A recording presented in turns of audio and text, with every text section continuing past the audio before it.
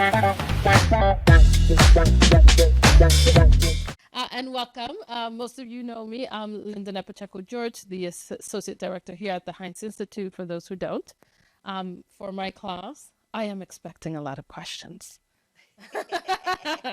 And today, help me welcome Sheneka Dalmage, is that correct? Who is a board certified nurse practitioner with over 20 years of experience in healthcare and a passionate entrepreneur. Her career began in traditional medicine, where she built deep expertise in cardiology, oncology, and thrombosis management.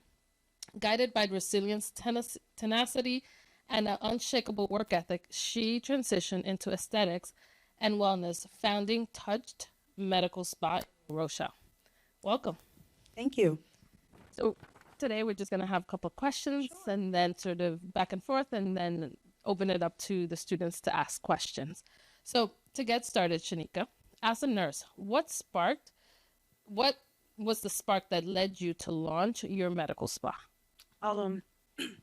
What you're going to get in this conversation is transparency. Entrepreneurship is not easy. We're going to start there. What led to the spark, honestly, with being in the hospital setting for 20 years, it was burnout. It was knowing that I wanted more. And it was knowing that I wanted more. And any entrepreneur knows that there's something inside, it's innate. I can't really articulate it, but it's something in knowing that you want to own your own business. You want to own your own time. You know that you have more to give. And I would just, sometimes going into the hospital, I also didn't feel fulfilled anymore. I just feel that sometimes to be transparent, we weren't giving the best care.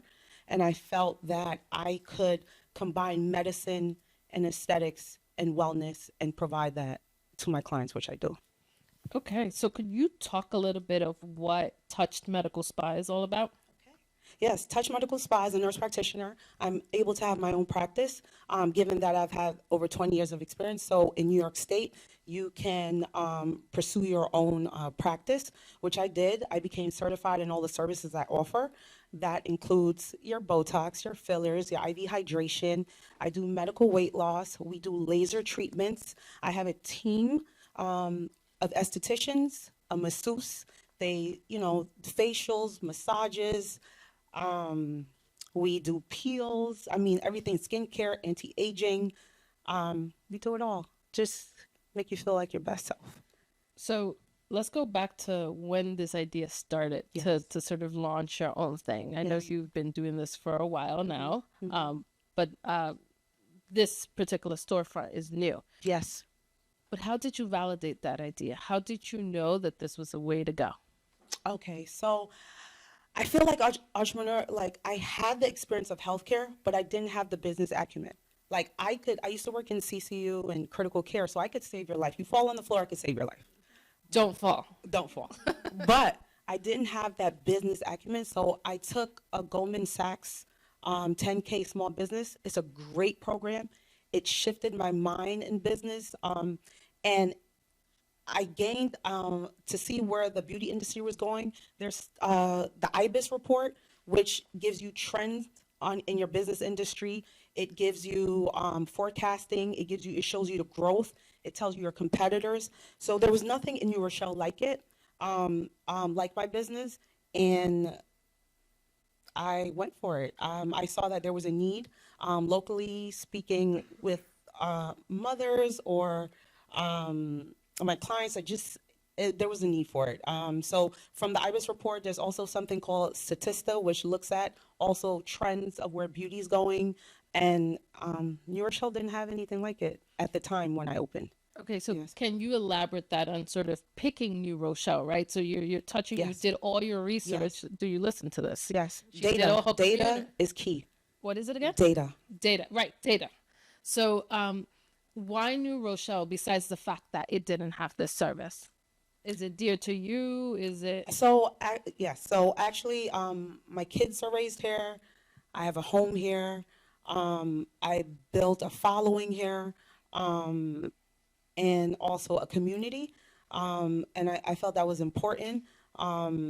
And I chose New Rochelle because, again, at the time, there was no one offering these type of services. And just having that knowledge that there was a need, there was a gap that was needed, and I decided to pursue it. And there's no other storefront at this moment offering the services that I do. Awesome. And then as you're transitioning between being a practitioner slash employee, right? And now being a founder and a CEO, what changed Oh, in terms of within you and sort of how you conducted business? it's a mindset. It has to shift. You cannot work in the business, you have to work on the business. And until you realize that, where it's like you have to be bigger in terms of your vision, in terms of you have to understand the risk, you have to understand the brand. You cannot continue to work in the business and not on it. And I had to shift that because at first when I started, it was like I was the cleanup crew, I was the receptionist, I was, man, oh, it brings you tears. Like I worked very hard. And I remember like even still working in the hospital before I transitioned, because I stepped away. I decided I bet on myself. And after 20 years, I stepped away from the hospital. But before that, I was working 7 days a week. So I would go in the hospital, work 9 to 5. From 5 to 10, I saw my clients. On the weekend, Saturday and Sunday, I was working. And it was like 7 days a week, and I was doing everything myself. But what shifted is that in order to see growth, you need to set a foundation. You need to set protocols. You need to set systems, and you need to get a team. You only have two hands. You cannot do it all if you're trying to scale. And I had to realize that, and that was where the shift happened. It's like, all right, Sheneka, you can't do it all. You cannot be injecting, doing the facials. You cannot be answering the phone. You cannot be doing inventory. You cannot be doing marketing. You cannot be doing it all. But you have to have the right team. And I think that's key. And I always say I'm quick to fire and slow to hire because you have to have the right, you're only as good as your team. You should be able to step away, right? And your bit like today, my business is still happening right now. And it's because I have those systems in place, those protocols. So that was a CEO mind shift or set like that happened where it's like, I need to set these things up and be able to step away and have my team take care of it because you will not be able to scale. So it's also about setting priorities in Priorities. your business, but in your life. What are those priorities in your life, in your business that sort of are sort of the top of the line that you won't negotiate? Non-negotiable. My team knows. Do not call me between. Don't call me too early. I once the kids are set, they're out. In some way or another, I'm moving my body. I am making sure I eat healthy. I'm taking the time, whether it's a walk in the park, go to the gym. You have to, as a founder CEO, you have to be in a good mindset and you have to keep your body healthy, and you have to be clairvoyant in like your ideas. And like for instance, certain times like 9 o'clock, I put on mindfulness on my phone. No one is able to call me. Like meaning that there's a shutdown. You need to decompress. You know, sometimes you'll have friends or girlfriends that's trying to call you and talk. There has to be a time where you shut things down. Also, I have CEO Thursdays where again I work on the business, so it helps me take a step back to look at everything. Because if you're constantly working in the business, again, like I say, you can't step back and say, okay, how can we change this experience for the client? Or what does you looking at your books. Your books are very important. Make sure your credit stays good. If you want money, first of all, I don't want to say this in this way, but in order to get loans and things for your business, when you first start out, sometimes you're a guarantor and you need to keep your credit in order. All right. Don't overspend. Understand your finances. Understand where your money's going. I know every hour what every room should be making, what every employee is costing, what every service, my return on investment. It's like it gets to that point. But when you first start, please, please, please keep your credit good and know your numbers and things like that. Your finances are also very important. you said keeping everything in order, knowing your business, but what does it entail to know your business, right? You started with, you didn't have the business acumen, Yes. but you have to understand some accounting. You have to understand some operations. You have to understand so many things. How Yes. did you get there? To be honest, that I took a Goldman, like I said, I Yeah, it took the was Goldman Sachs class, and a nurse. that shifted. It was like a mini MBA. Um, so it's 12 weeks. It's like I went back to college. It's like every week they have a module. So it's like leadership, it's financing, it's they made you pitch. So it's like if you wanted to get money, making sure your books are in order, make sure they have you pitch your idea. Um, Look at growth opportunities. They talked about marketing. They talked about scaling. So that program really shifted and helped. Many of the things that we talk in class here that they're getting started with, Yes, which yes. is amazing. So going back to you, were there early moments where you doubted this path? Um, I to humbly no. Okay. The reason is because I must say though, there are days when I'm stronger than others. I'm fragile some days, and some days I'm strong. But the doubt is not there because I stay in perspective. I came from no money. Like I was born in Jamaica. And when I say me and my brother shared a room, very small home, and it's like I know that there was something more. And I just day by day I was working to it, working to it, working to it, working to it. And so it's like I didn't doubt it, but I want you to understand that there's gonna be days when you don't feel your strongest. It wasn't necessarily doubt for me. But on those days, I just put in perspective, like, I've come very far. I've come very far.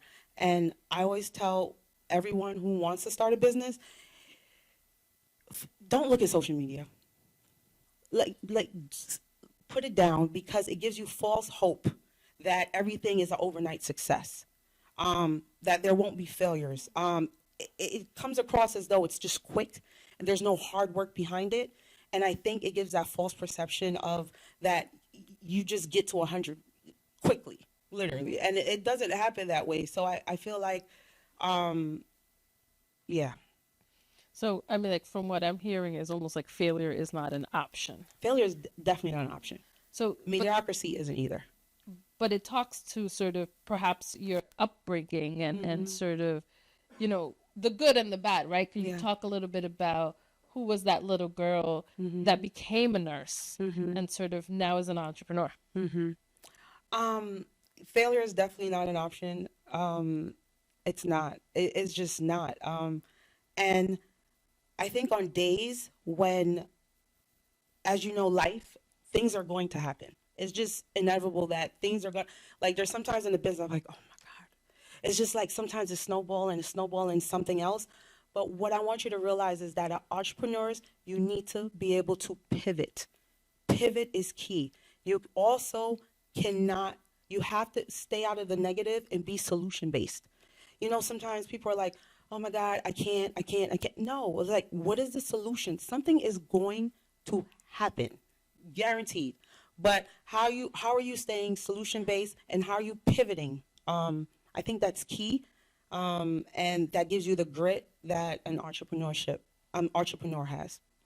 So, sort of doubling down a little bit on my question of sort of that young lady that started being a nurse and sort of the good that innately Yes. comes out of you being a nurse, right? And sort of so a lot of these students here are in the social entrepreneurship class and Mm. we're always trying to figure out ways of how can we do good, right? Whatever Yes. good means to us, right? And sort of to the society and the community that we live in, sort of as a nurse is kind of obvious.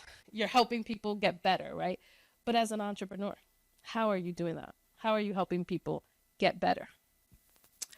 Um, so there's a few things with that. One is that I told you before, the social impact that I have is that every year we try to give a nursing student a scholarship.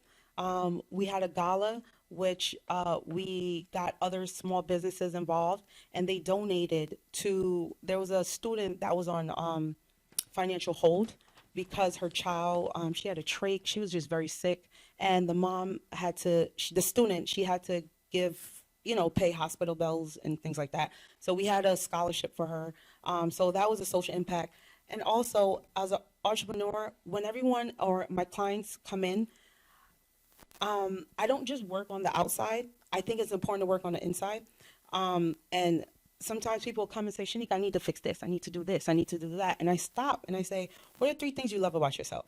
And sometimes people can't even tell you that. And it's so sad. So even around the office, I am worthy. I am loved. I'm enough. And it's like, sometimes I didn't realize that I'm making this where I make people really, really feel better about themselves. And I think that's on an individual basis, each client, but also on a larger scale, tapping into the younger nursing community, being a mentor to them. They call me for anything, any advice, and also giving back financially to other nurses trying to make their path forward. No, yeah. So Yeah. that's lovely. Thank you for sharing that, because I think that in order for us to do good, right, sometimes it just takes little steps. And, one of the things that I hear as a common denominator, everybody wants to make this world better, right? And if you start with how? one person feeling that they are better, that they're worthy, that they look good, it always helps. So thank you for helping Yes. women and men in your business kind of just feel better, even though they're going to tweak something, Yes. which is important. You did mention sort of earlier around sort of you're working on the business, sort of not in the business, and the fact that you hire slow and fire fast. Um, how do you look for your employees? Like how, what are you looking for? I know there's skills and I know you have to have those skills, but what else do you sort of look for as you're building that team? It's a feeling. Honestly, it's a feeling because it's like I always say, even the estheticians that come in or the injector, it's like they'll have the skill. You could tweak that, right? But it's how do they make the clients feel? So what I also do on my hiring process, we have a day where they come in and shadow. So, but they don't know that I'm also looking at how they interact with the clients, right? It's like, are you acknowledging them? Are you saying hello? You ever walk in somewhere and it's like they don't even look up at you? Like, I'm coming to spend my money and you don't even look up at me. And so that's key where on those days where they think I'm just having them shadow, I'm actually watching. I'm watching how they interact with the staff, that energy, are they friendly? Are they talking with the staff that's already there?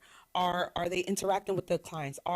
If they hear, or are they being intentional about, say a client needs something, it's like, oh, okay, I'll go grab that. Or, those kind of things, because it's like, everyone sells you a dream when they come on this hiring. And you'll see entrepreneur when you go to have your own business. I call it the honeymoon phase. That 12 weeks, it's like everybody's so good, they want to work here, they want to do, and then there's this switch. It's like, who is this person I hired? So it's like these little things. I also keep them on probation, and we have benchmarks that we set. I do performance improvement. We do one-on-one, so we'll have team meetings, but we also do one-on-ones where I sit down and give them feedback on where they are, and these are the benchmarks they need to hit, things I'm seeing. Yeah. Awesome. But you heard it here. It's not just those technical skills, it's also those soft skills. How are Yes. we sort of really engaging with whoever our customer is, right? Whoever our population, our team is, because people are paying attention, right? Your bosses are paying attention. So as we think about how are we going to the workforce, right? Yes. How are we also taking in those soft skills on this? So moving along around your business, how do you approach branding, positioning, sort of that competitive wellness market that it's out there? I know you mentioned turn off social media, but social media is kind of Is it? the place where Is people are. it? Is it? How do I, or how do we? We remain authentic. I think authenticity is key. I mean, my clients, it's like they feel like I make them feel like family. Um, I think also when they come in, I could tell you their kids. I could tell you their last vacation. I could tell you the bad times, things going on in their life because they share. I could tell you the good things they're going through. I think it's remaining authentic and making them feel like at that moment they're the only one in the world. Like there's no phone out. I'm very big on, like, you know how, like, you ever go in a restaurant or doing something and then someone has their phone up, but they're talking to you, and it's like, so that's a no in our office. It's just making them feel the authenticity and making them feel like a personalized experience. That's what sets us apart. But that's sort of more of a word of mouth kind of. You want every client to kind of go talk about you and sort Yes. of how you make them feel, because it is, I agree with, it's how you feel. Even in a restaurant, sometimes the food is great, but if you didn't feel that good, you're not going to go back. Yes. Right? So that is important. But, does your business have a particular sort of place that you're marketing and that kind of stuff? Do you have a marketing team to look at this, or this is you? Um, well, we work as a team together, so we'll have social media days, where we'll have models come in, we'll charge a certain amount. We kind of make videos around that, social media, so it's your Instagram and things like that. Um, that's what we kind of do for marketing right now. There's Google ads. There's We try to make get partnerships with the buildings. There's a lot of high-rise developments in New Rochelle, so every month we try to, in some way or another, or every 2 months, get into the building, where we're doing maybe a wellness day of some sort. So, it's like connecting with all the luxury high-rises that are going up, to get that clientele there. Um, and then, yeah, so that's what we're doing right now. Literally, that's very creative, and marketing and branding your business is very, you have Yes. to have that creativity. So thank you for that. Um, so what mistakes or failure that have taught you, what are some mistakes or failure that have taught you something crucial about entrepreneurship? I'll go back to doing everything on your own. Um, just starting. That was a very difficult time where it's like I had to step back, because I thought, even too, when someone came in, it's like I had to take care of it, because I didn't have that trust of saying, okay, this person will give the same quality of service. And that was detrimental because I left the hospital to not be burnt out. And there was a point where I didn't have that balance. And I felt like I was being burnt out. And so I think that was the biggest mistake initially, like trying to do everything on your own. And sometimes when you think about, oh my God, can I afford? Can I pay someone else? Can I, am I going to be able to?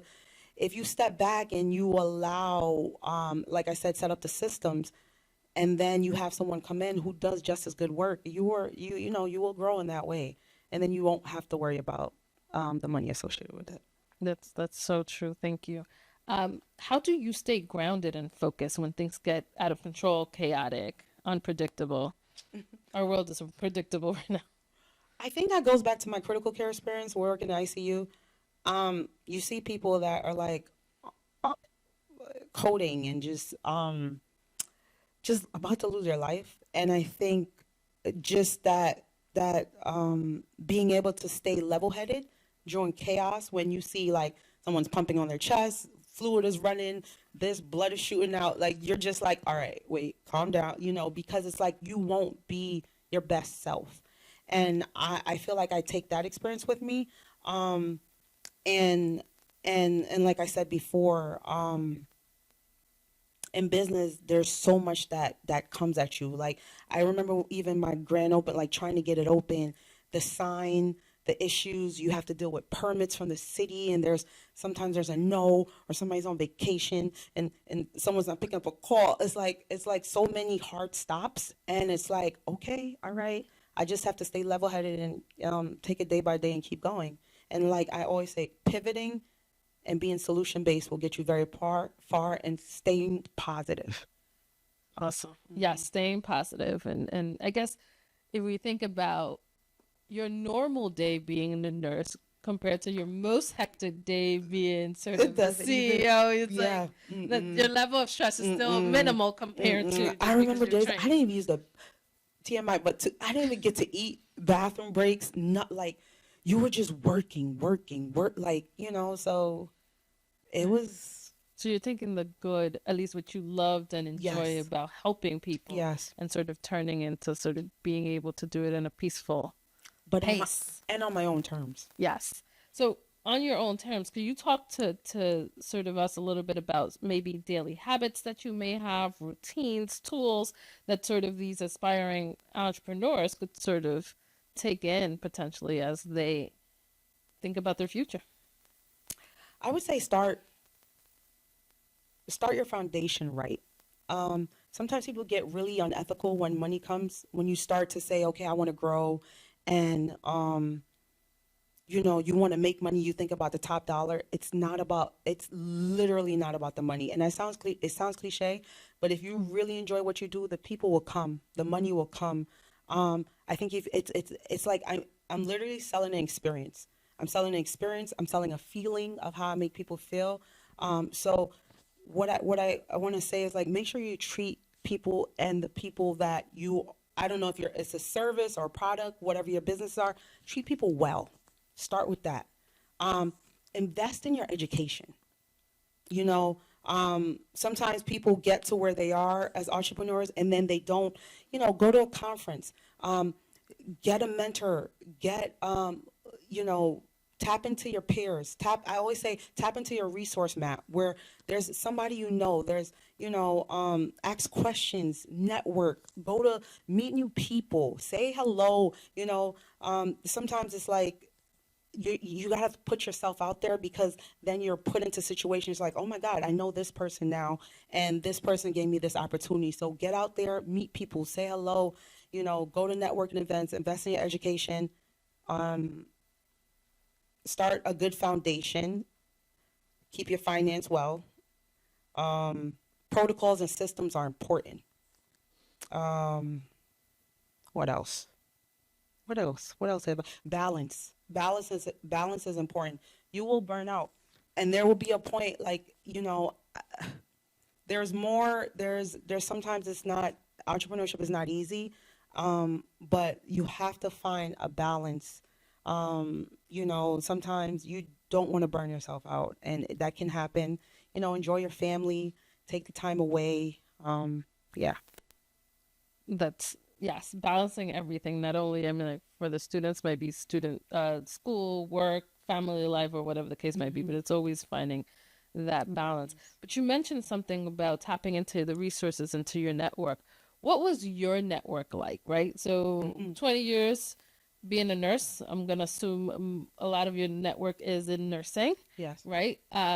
Did you tap into a network of entrepreneurs? Like, and I know you did the Business 100, but besides that, did you have something else, and how did you create this network? I had to build a network. Yes, I had the experience of 20 years in healthcare, and other nurses and PAs or doctors. But I had to build a network, because you're going to need that lawyer. You're going to need that accountant. You're going to need that person that's going to help you with operations. So I had to build a network. I went to Syracuse, and what I did was, I always stayed connected with my colleagues that went there. So it's like, you could pick up the phone and call someone. Don't be scared to call someone and say, hey, I need help with this. Sometimes it's like, even if they don't have an answer, I have friends where it's like, okay, Sheneka, just wait a minute. I don't know, but I have a guy. I have someone who I could refer you to. So just staying connected with people is very important. It's key.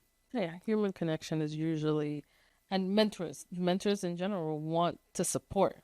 Yes. But if you don't reach out, You don't reach out. they don't, You have to ask. You never know what someone. Just ask. Just ask. Sometimes we get in our head where we're like, yeah, I'm scared, or they're gonna say no, or I've got so many yeses just by asking. right. We just assume that it's going to be a no, or that Yeah. somebody doesn't know. But yes, mentors tend to open a lot of doors. But now I want to open the door to the floor to the students to ask some questions.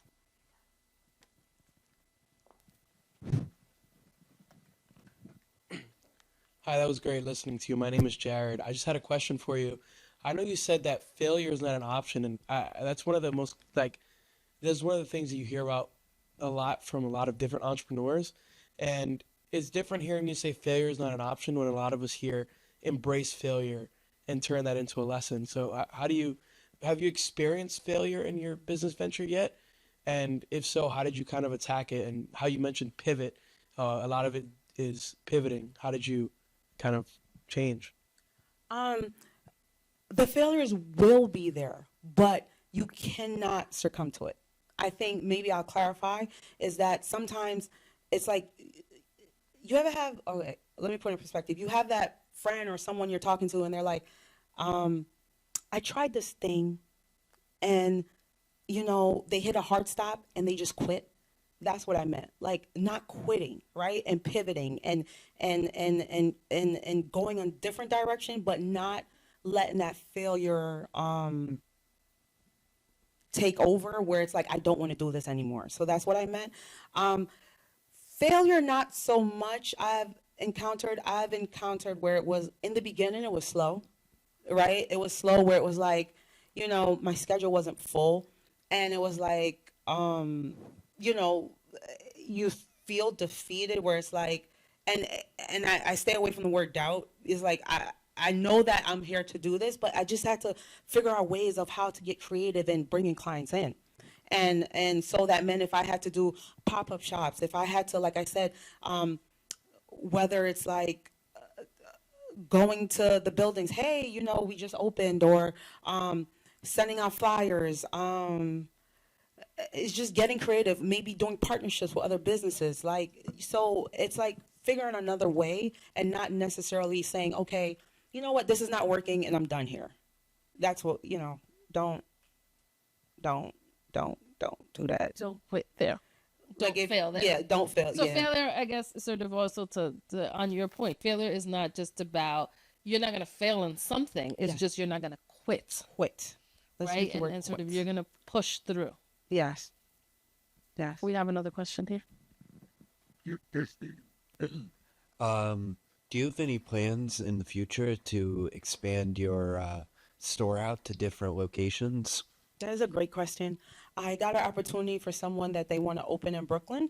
They did propose to me another location. Given my experience, I'm actually talking to my lawyer to see if it was a franchise opportunity or another location. Again, that's that scary part where I know it's like I'm scared of I'm scared of like going, expanding out and it not being at that level, but I guess there's things that would have to be in place. Like, this is why it's important you start well, like the systems, the protocols, and all that thing. So when you have it, that recipe, you can then move it to different locations. So I am thinking about or entertaining the idea of another location there.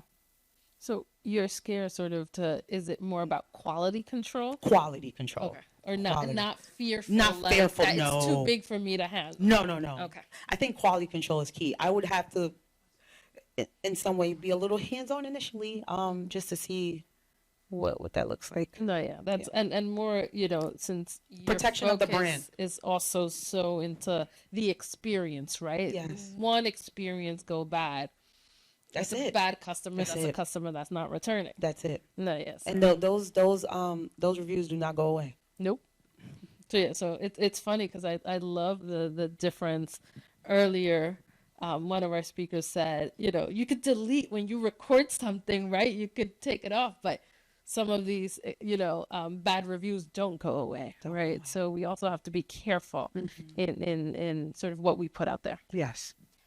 This is more of a comment. Sure. To add to what you're saying. There's this little restaurant in Bronxville that I love, and it's so small, and there's always a line outside. And I asked, I was like, you've been here for 20-something years. Why don't you just expand? Why don't you just find a bigger place? And the owner turns around and he goes, this is a gold mine. Why would I do that? You know what? It's working. And sometimes it's okay to stay where you are if you're not sure. Yeah. And I think if you still take that leap of faith and move forward, I think, okay, worst comes worst, you close it. But I liked how he spoke with that conviction of, no, this is my clients, they keep coming back. So sometimes it's okay to stay where you I are. think, I think Yeah. that's where I'm a little fearful. Yeah. With that piece, just extending out and it not being done, executed in the way that I would like. And even I would struggle with that. I was like, well, how do I know, right? Yeah. That this is the time. And I think that all entrepreneurs probably deal with that. At one point, they're like, okay, I have to do what's the next step, right? Yes. I just, I Thank you just for wanted to that. share that with So you. it made me because- feel a little yeah, better. No, Yeah, yeah, and Yeah. you know, it's also about building your legacy, right? Yes. And you know, keeping it here. Mm-hmm. It's also hard to do that, right? Because I think that the work that you're doing is not just, oh, I'm running a storefront and I'm making money, right? It's also building people, right? You're building people sometimes from the outside in, but it's still sort of building people. Yeah. So that talks to the legacy you're building for yourself too. So great. Other questions? Come on, guys. I'm waiting. CJ?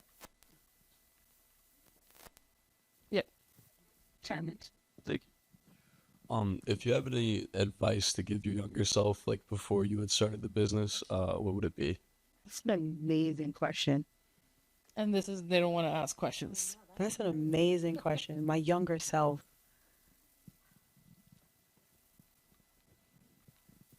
Wow. I'm never lost for words. What would I tell my younger self? That is going to be okay. That's going to be okay. Because sometimes we get so caught up on, being hard on ourselves and not giving ourselves so much grace. We don't look at how much we've accomplished. And that's why I keep stressing about balance, because there was a time where it's like I was so hard and and I wanted to be here, and it's like I didn't get there yet, and it's like it's at type A. It's like I need to get there, and it's like I didn't enjoy the process of it, where it was like, yeah, you really are doing this, and give yourself some grace, and that it's going to be okay. I think the recipe is you're literally doing the work. I'm doing the work. I needed to give myself some grace and enjoy the process. So that's what I would tell my younger self. It's going to be okay. Control that anxiety. Yes. Because It gets in your head. It's crazy. in our heads all the time. And it's like, when do we pause it? When do we have imposter syndrome at some point of our lives, right? Where do we put it sort of aside to keep on pushing through? Yeah. Great advice. Yeah. I have another great question. You elaborated before about like social media and like the view of like how it changes like your perspective, like it doubts. Can you elaborate on that? Oh, what I meant by that is that sometimes it sounds cliche, but we're literally getting a snippet of people's lives, right? And sometimes, I don't know, I'll be honest, like sometimes you look at it and you're like, oh my God, like, like this person looks good, or this person's doing this, or this person, and it's like, or this business is doing this, or they're, sometimes you do kind of take like you put yourself down in a sense, because you're not where, or you're looking at that comparison. I always say comparison is a thief of joy, where it's like you're not really embracing your journey. So as an entrepreneur, I want you to embrace your journey, but also social media, sometimes it makes it look like there's no hard work. Like there were times when I didn't go to bed until 2, 3. There's times I'm getting up at 5. There's times when you're, you have tough times. They don't sometimes show that hard and grit times, and then you're looking at it and like thinking that it just comes. It's just an instant success, and it's not that. So sometimes you could be hard on yourself because you're seeing that. So that was my point. So it's like seeing like the good The perspective. good perspective, Like not the bad, the stress, The whole long picture. days. Yeah, the whole exactly. picture. Thank you. Yes. A question or comment? Any other questions? So I have one for you. Can you run down the process? Because I know some of my students here, they do have actual businesses and Oh, perhaps they have storefronts eventually in the future. What is that to have a storefront? What does it mean? to have a storefront is actually having a brick and mortar in it's in downtown New Rochelle. Again, it's 602 North Avenue. What does that mean? It means that you are it. You are on. I'm sorry. No, it's okay. No, like- This is as much as your moment as it is our moment. You are on. Like, you are it. Like, any question, concerns, you. It stops with you. Like, all right. I'm sorry, but no, seriously, it's all you, and it's a lot of hard work because it goes in a storefront versus, like, I don't know. You know how people have suites now, right? I mean, not to downplay, that's a good place to start. I started literally, oh, I forgot that. I started in my home to the side. It was like one room. And then I went to a medical office. That's when I was working at Montefiore, and then I would go see my clients in the medical office. But that was upstairs on a second floor, similar to a suite. And then the storefront came about. So those suites, for instance, I mean, with the storefront, there's permits. You have to have, fire inspection. You have to have it's not easy. I mean, you have people walking in. You have to consider operations. You have to consider, risks. Like, people come in and steal it. Like, there's so much. Like, it's so much that goes into owning a storefront, like an actual brick and mortar location. There's actually the team as well. You got to make sure your team is on. The operations behind that. What does that look like? Scheduling, finances. You got to think about, okay, if this room, this service, you're thinking about what is your overhead? What is your lease? What is the cable cost? What is the phone? What is, in the winter, the heat, the AC in the summer? Like, there's so much that goes into it that, a lot of people may not think about. No, yeah. So you mentioned risk, but what are some of the liabilities that your particular business has that you have to sort of always be on top of? Okay. Licenses and that kind of stuff. So yes, there's we have to have malpractice insurance. Because you're doing these aesthetic or services, you have to make sure that your insurance is up to date. Also, so there's also professional licenses. So you have to be registered with the state as a nurse practitioner. The estheticians are also licensed. There's a masseuse that's licensed. There's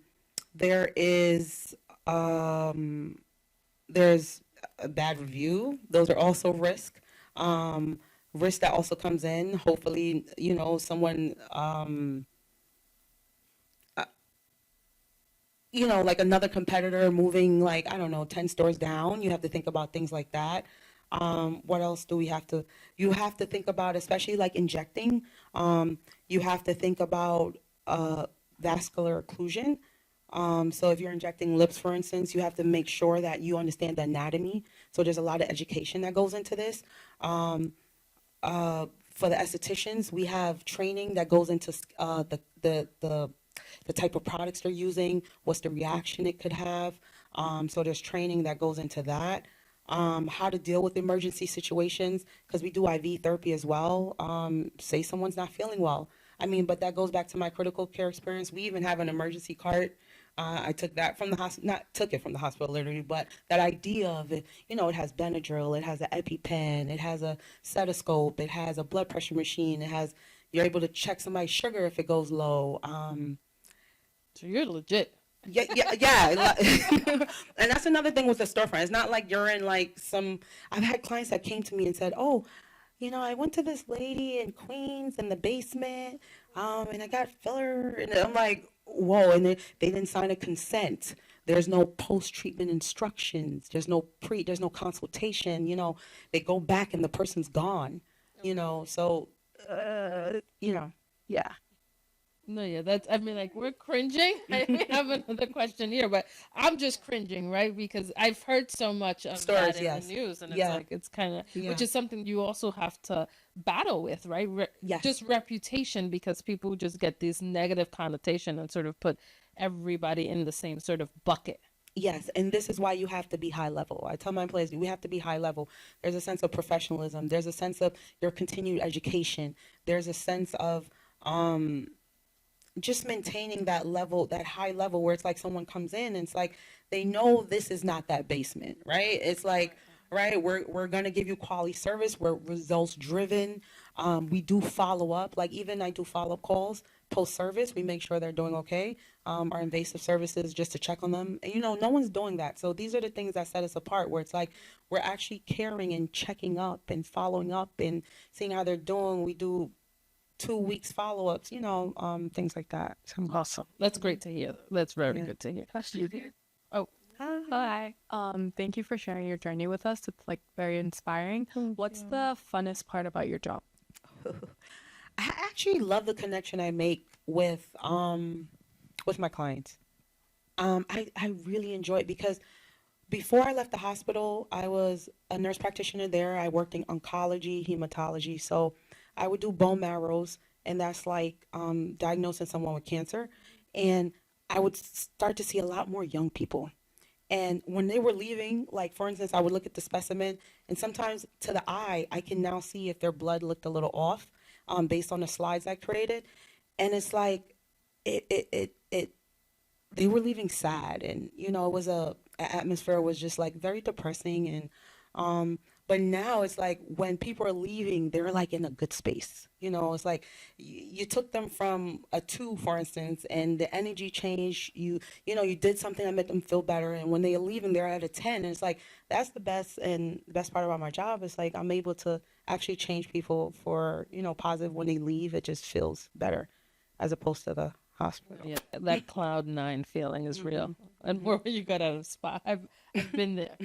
We have another question, and then So my question is, if I know you spoke about how nobody's doing it in the New Rochelle area, and obviously there's people doing it in like Manhattan and stuff like that. What would you say your moat is compared to other businesses that are doing it in Manhattan and stuff? What is my what? I'm sorry. Your moat. So basically, what I know you speak about your level of professionalism and stuff like that.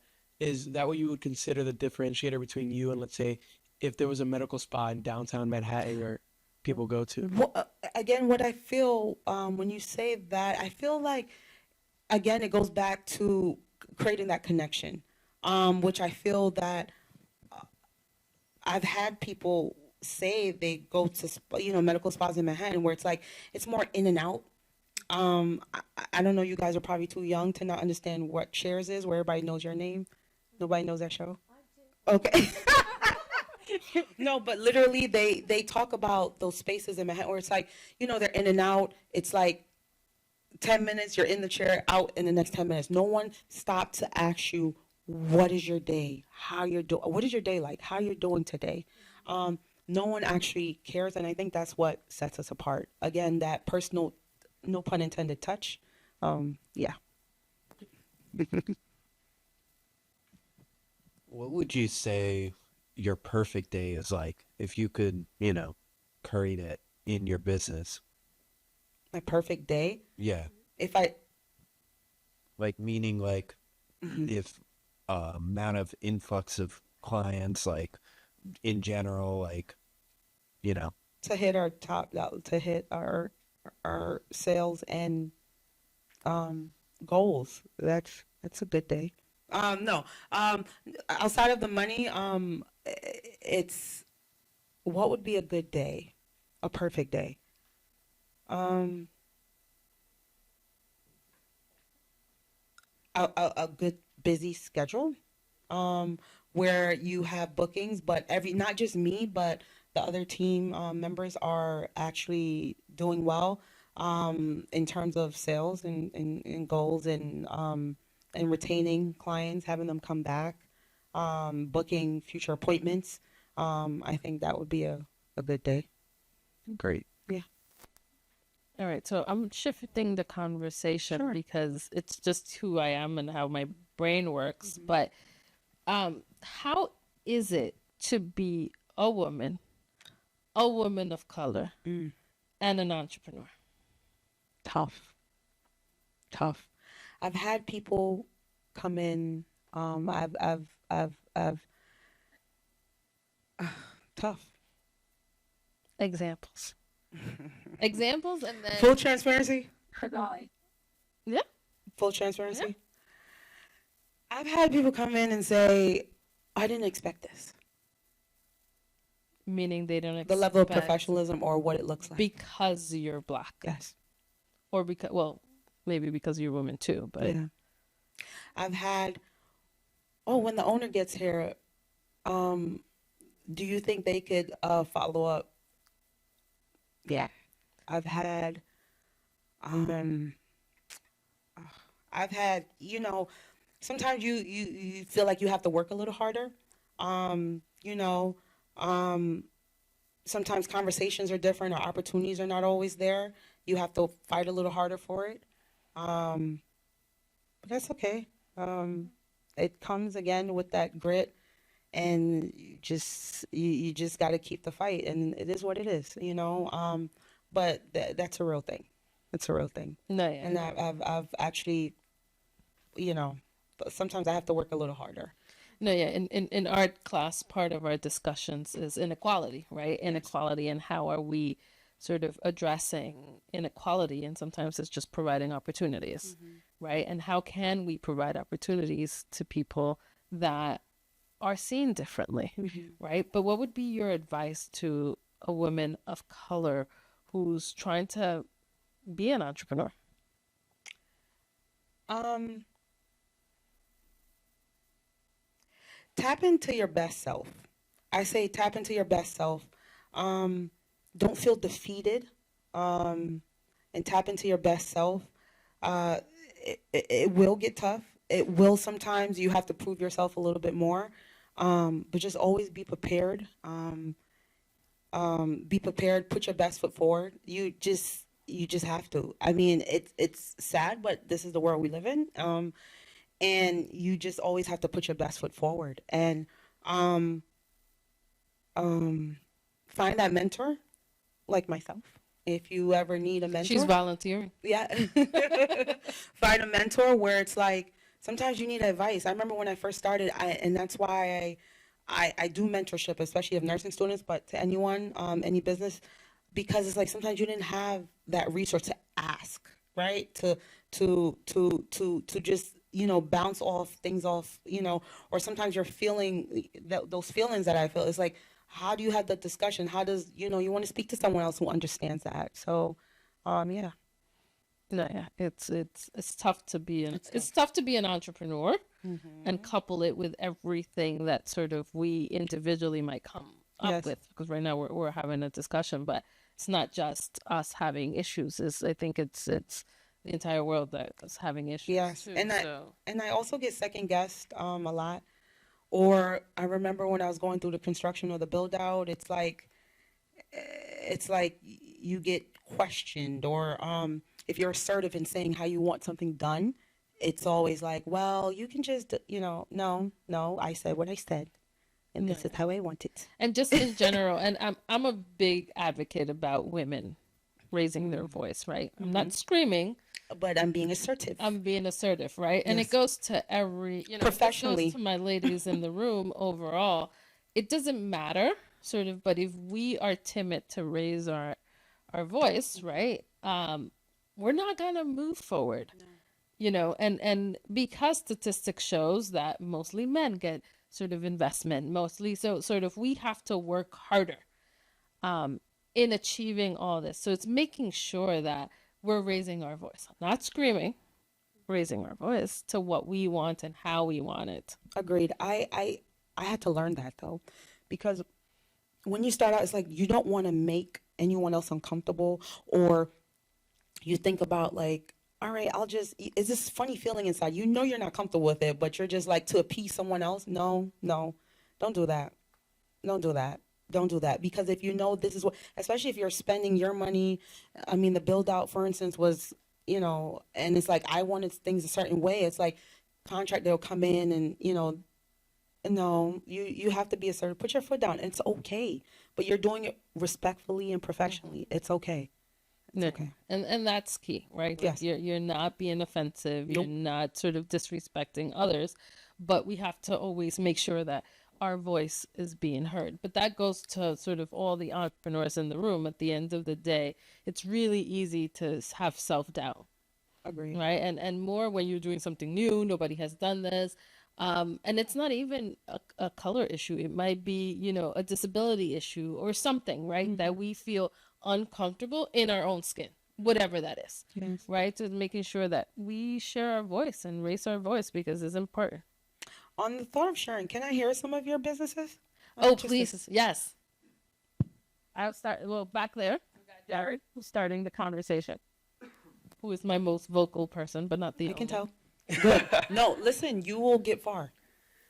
So my name's Jared. I have a floral business that we sell. We don't sell traditional real flowers. We sell silk flowers that are biodegradable, and the point is for them to keep a memory. It all started when I gave my girlfriend a flower bouquet, and she was somebody who kept keepsakes. She kept, like, something I say, she kept a spoon from a date, like she wrote the date on it, put it in a memory box. But I wanted to give her something special, something that she could keep in her room, and every time she looked at it, she was taken back to that moment of when I first asked her to be mine. And from there, it spread through word of mouth and social media, and I've been in business now for about a year and a half, longer than that, but That's amazing. That's amazing. We got What is your social media? it's Balcazar's Bouquets. I'll give it to you. Okay, Don't worry. yes. just pitched. But Yes. he just pitched. Maybe she needs bouquets. No, we in her also do spa. we do spa parties and things like that. And Hello. sometimes they'll want to curate an experience in terms of bridal parties, like their bridal shower. So sometimes it's like staying in theme with the color roses and things like that. So Yeah. So, my name's Tommy. I own a eco-friendly home decor business. Basically, what I do is I take natural resources on the beach and then I recycle it into artwork. It basically started a long time ago when I was little, walking the beaches with my grandfather, and basically when he got Parkinson's, got sick, I basically took the idea of turning it into a memorable artwork, and we do pieces of art, we do ornaments, we do basically a good amount of stuff. That's just one. Cool. You want to tell her Oh, about wow. the other one? Oh yeah. My other one is a consulting business. I basically work with brands. I do like creative work, website development, stuff like that. Our kids are our kids. They're Yeah, my that's a kids. big They, deal. they all know they're my kids. I know they're Yes. not kids. They're adults. Yes. But I'm still gonna call them kids Yes. because I'm not that old. That's in my mind. But I got more over here. I got You want to talk about your business? Oh yeah, I'm gonna call you all out. If I know something, I'm gonna call you out. Hi, my name is Fiorani. I'm a nail technician in Peekskill, New York. I've been in business for about 5 years. Officially in December, I make 5 years. I really just enjoy connecting with my girls and making them feel nice within themselves. A lot of people see nails as an accessory, but me personally, it is. But a lot of people depend on those nails to empower themselves a little bit, just to make themselves feel a little better. I have a lot of clients where they come in, they had the worst day, and simply by getting their nails done, they feel better within themselves, and I appreciate that. I love that, and yeah. It's literally a feeling. Once you understand that, it's not about the money. I have clients that will literally they don't even ask the price. They put literally because Sheneka, they trust you, and it's how you make them feel, and they'll literally say, whatever you do, create a treatment plan, and so. But that's the reputation you're building, right? Like it's on it every day. Yeah. James, don't get up. James is working. He doesn't have a full-fledged business, but he has an idea. James? I know. My name's James. Me and my partner participated in the IIC last year. I'm not sure if you know what that is, but it's like a pitch competition they do in the spring. And we came up with like a rehabilitation glove that is supposed to help you come back from injury, a sports injury, or if you had a surgery on your wrist. So basically, there's elastic tendons on the back of your glove, and when you move your hand around, and it just helps you strengthen the muscles as you move your day to day. We have a nurse. Yeah. Do you have She that? might have an Are insight. you patenting that? That's a big deal. No, we haven't really done anything Yeah. since like, I don't know, April. Stop talking about it then. And patent it. Yeah, just do it. Yeah. That sounds amazing. Even you if see, your you could- ankle, like my mom, it just literally, like her, even the ankle, like you know those sports injuries, football, baseball.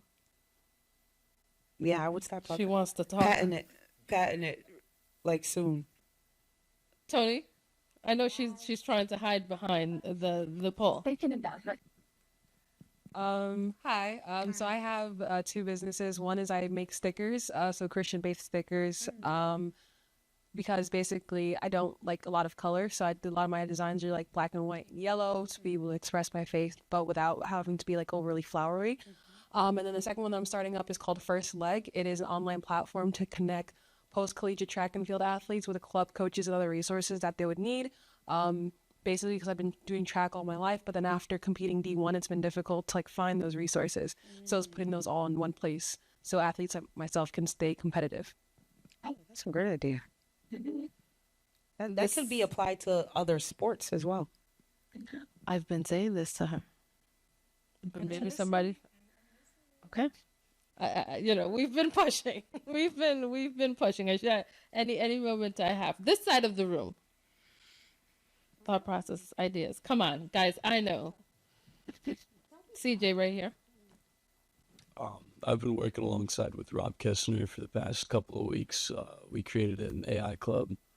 Our first project is supposed to be a calendar app where you can upload your syllabus and set like just a schedule, like your daily occurrence, like your hours that you work in a week, the hours that you go to a gym, when you need to walk your dog, and it will remind you as you go throughout the week of those things.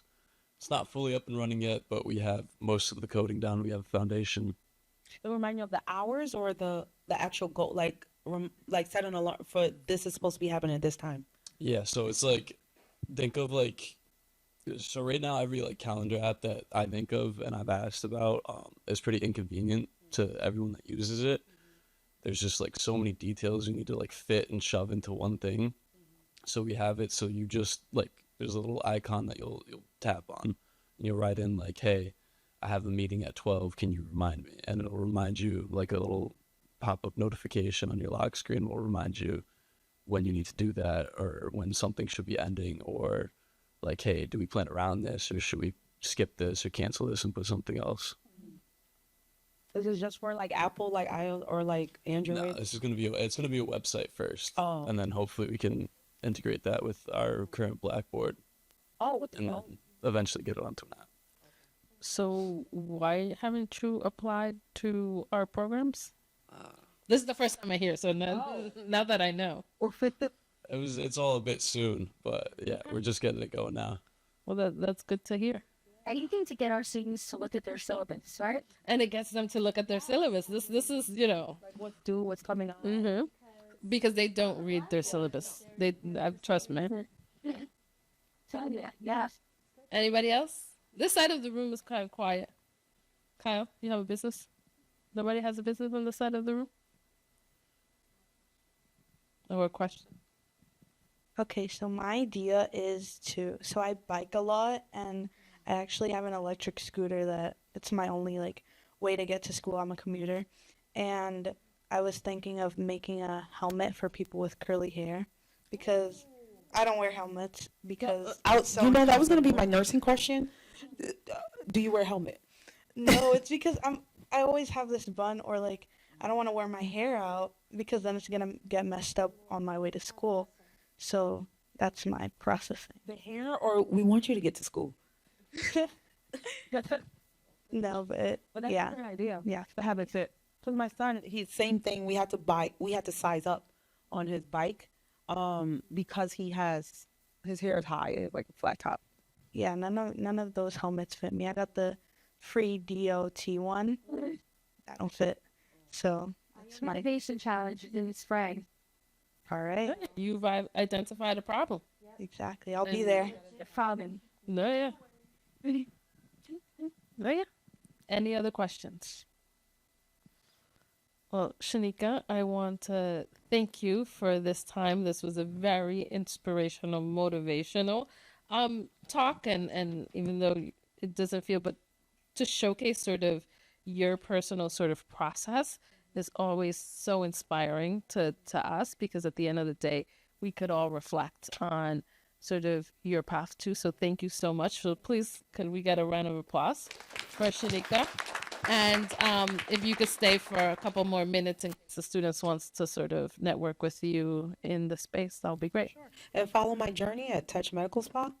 As we Oh no, continue I'm to all grow. over there. Oh. I've been Oh, good. Touch TOUCHT Medical Spa on Instagram.